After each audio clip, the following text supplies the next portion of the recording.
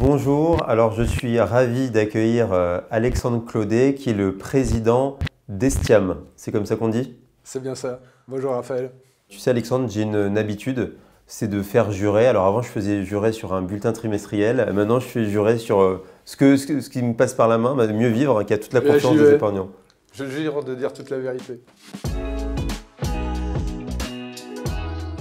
Ma première question, c'est est-ce que tu peux présenter en 30 secondes la société de gestion Estiam? Bien sûr. Estiam, c'est le nouveau visage de Foncia Pierre Gestion. C'est un acteur historique et reconnu du monde des SCPI. En quelques mots ou quelques chiffres, ce sont 5 SCPI pour une capitalisation d'1,2 milliard. C'est 500 actifs, c'est un peu plus de 800 locataires, c'est 18 000 clients et c'est une magnifique équipe de 40 collaborateurs qui s'étoffe un peu tous les jours.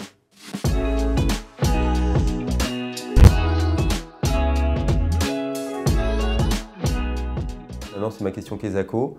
C'est quoi la SCPI Estiam Placement Pierre, ainsi que sa stratégie? Alors, Estiam Placement Pierre, j'ai envie de dire que c'est l'archétype de la SCPI patrimoniale.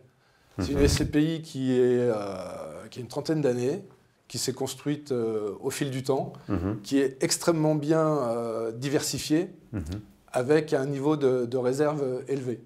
J'ai envie de dire que c'est aussi la SCPI de bureau des PME, puisqu'avec une surface moyenne de 1100 m² à peu près, elle s'adresse à ces structures pour lesquelles il y a encore une demande assez forte. Et puis enfin, c'est une SCPI qui suit l'évolution des tendances, qui s'adapte au mode de travail aujourd'hui, à l'évolution de la société.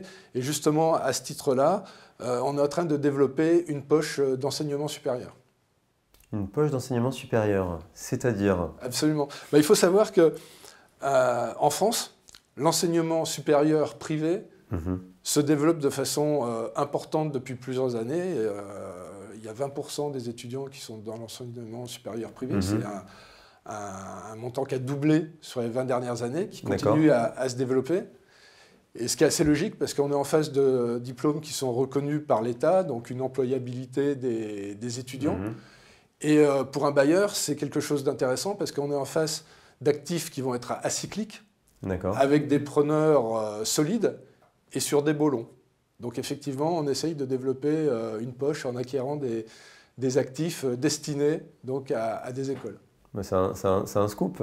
C'est un peu un scoop parce que c'est récent. On en a acheté 2 sur la fin de l'année dernière et on en a un 3e pour l'instant qui est sous promesse. Voilà, alors est-ce que j'allais te demander, c'est des actifs emblématiques de la stratégie, si tu peux m'en citer Alors, oui, bien sûr. Alors, je peux citer cette école qu'on a achetée à Lille, au centre-ville de Lille. Elle est louée à une école qui est spécialisée dans le marketing du sport. Et on a un bail de 12 ans avec une période ferme de 9 ans. D'accord. Et puis, j'ai quand même envie de parler de quelques belles adresses parisiennes, parce qu'on a quand même plus de 18% des actifs qui sont situés à Paris intramuros. Et c'est vrai qu'on a des actifs situés boulevard Haussmann, rue Tronchet, rue Ducesse ou encore rue de la Boétie.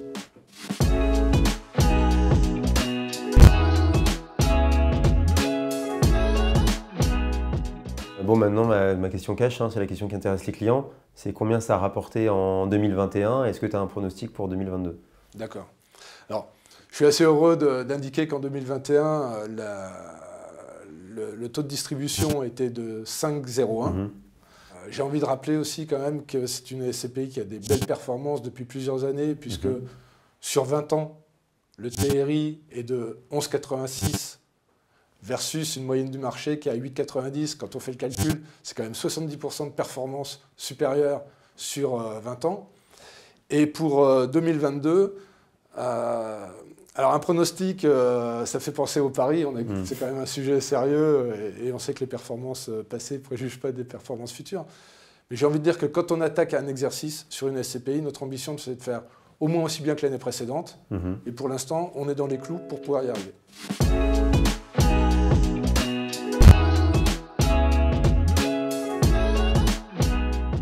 Alors maintenant, c'est ma question vérité, j'en ai quelques-unes.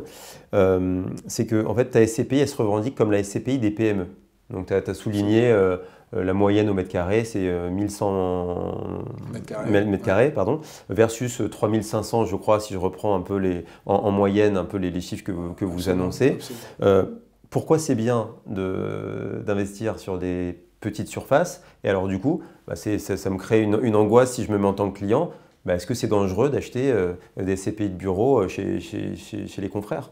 Quelque part, peut-être qu'on peut dire qu'on a plutôt de la chance au départ d'être positionné sur des plus petites surfaces, mais la réalité du marché aujourd'hui, c'est quoi? C'est qu'on ne peut pas parler de bureau sans aborder la question du télétravail. Et quand on regarde toutes les études qui sortent aujourd'hui, les chefs d'entreprise de PME, ils sont contre, ou on va dire peu favorables au télétravail. Donc en général, il n'y a pas de télétravail ou il y a une journée de télétravail par semaine, ce qui ne permet pas de faire du flex office. D'accord. Donc on n'a pas de restitution de surface au niveau des PME, on a un marché qui reste actif. On a même d'ailleurs une étude qui tendrait à montrer que les PME prennent des surfaces un petit peu plus importantes, et certainement parce qu'elles souhaitent développer des espaces de convivialité.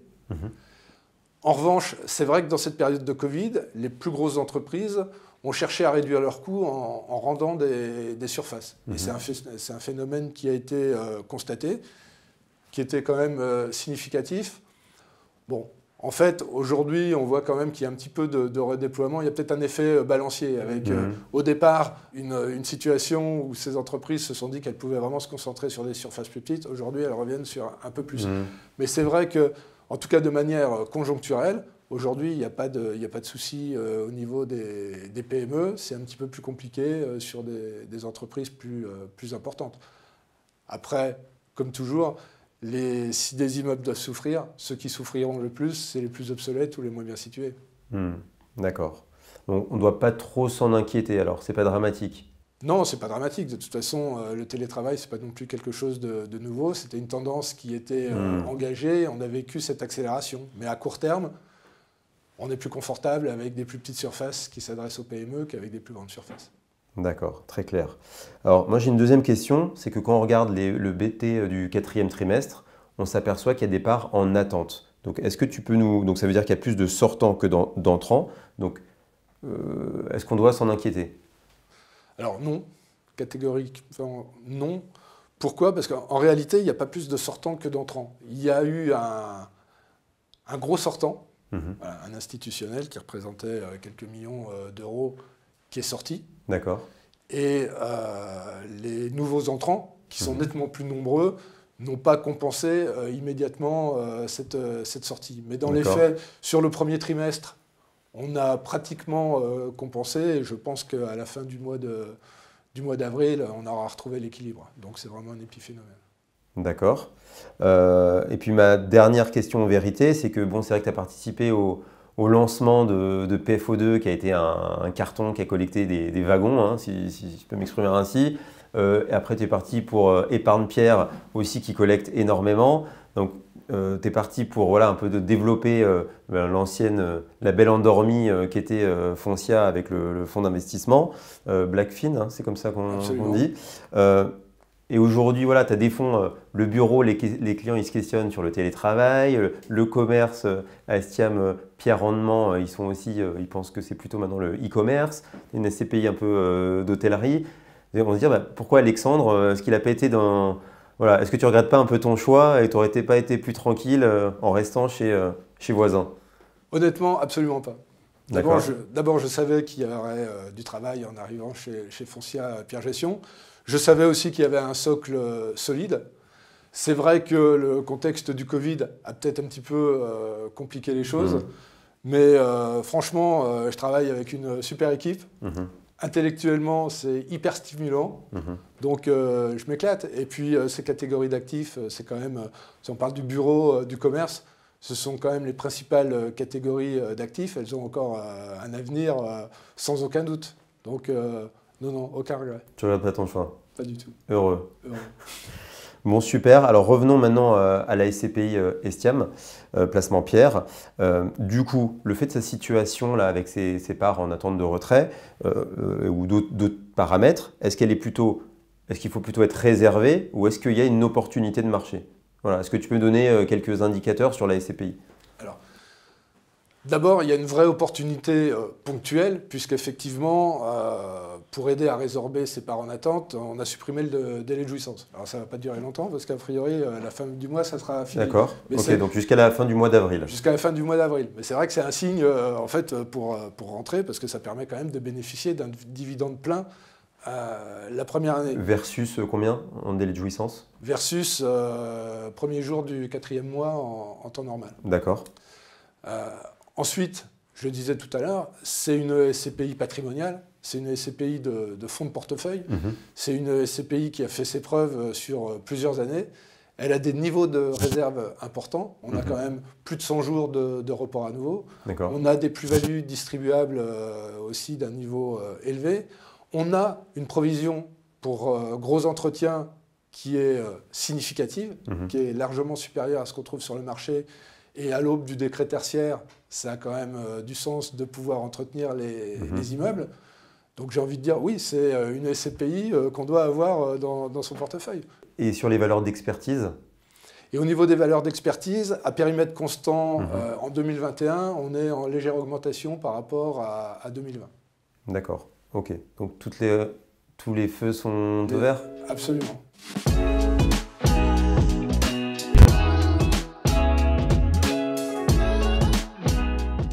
Ça, c'était de la théorie. Maintenant, c'est un peu l'atelier travaux pratiques. D'accord. C'est ma question du petit prince. Alexandre, dessine-moi Estiam placement Pierre avec ce tableau et ce ou ces stylos. Alors, je pense que je suis resté au niveau CP en dessin, mais je vais quand même m'appliquer.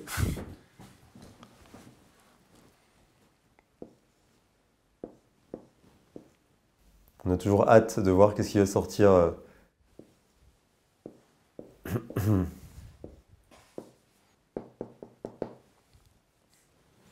Voilà. Alors on va montrer en espérant qu'il n'y ait pas de reflet. Alors en fait, j'ai dessiné on voit bien une famille. Ça peut paraître surprenant, mais finalement notre raison d'être, c'est avant tout de faire de l'immobilier, mais comme produit d'épargne pour les associés. Moi, je dis toujours, il ne faut pas oublier qu'un associé, ça pourrait être notre voisin, notre cousine ou notre oncle. Et donc, il faut être extrêmement vigilant à la qualité de la gestion, au service qu'on peut rendre. Il faut être centré sur le client. Donc, Estiam Placement Pierre, c'est une SCPI pour les familles, pour les épargnants, et c'est vrai que c'est eux que j'avais envie de représenter aujourd'hui. Ok, super. Donc c'est un peu ma question punchline. Donc si tu devais résumer en une seule phrase Estiam Placement Pierre, ça serait quoi? Ça serait la SCPI centrée sur les bureaux et tournée vers l'avenir et les épargnants. D'accord, ok, super. Bon, je pourrais dire aussi que c'est la SCPI que tout le monde devrait avoir en portefeuille. Évidemment.